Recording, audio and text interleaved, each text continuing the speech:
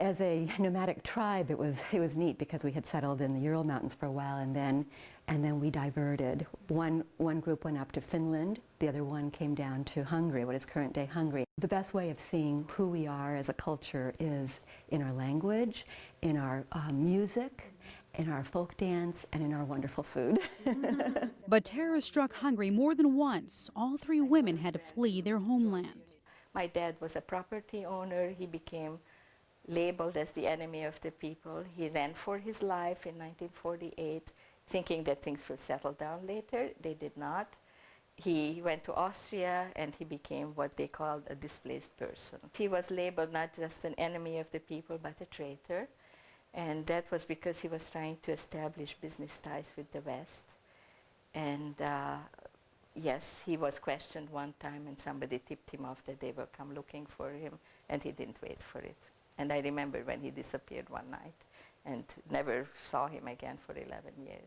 11 long years. That's when she arrived in America, New York City.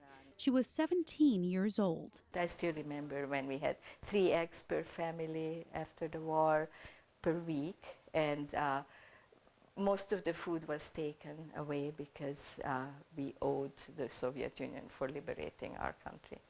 Judy Benedict moved to the U.S. in 1957. What are some of your fondest memories of home?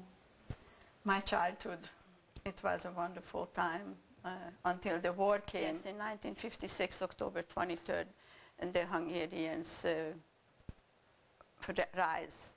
rose against the communist regime of the Russians. Her husband paved the way for them to flee, then sent her a letter saying to leave everything behind. I had a 2-year-old son at the time. We walked during the night in a very remote area that was fields, and we had to cross a canal. It was not an easy way to leave Hungary. Their destination was unknown. They stayed in refugee camps in Austria, then on to America.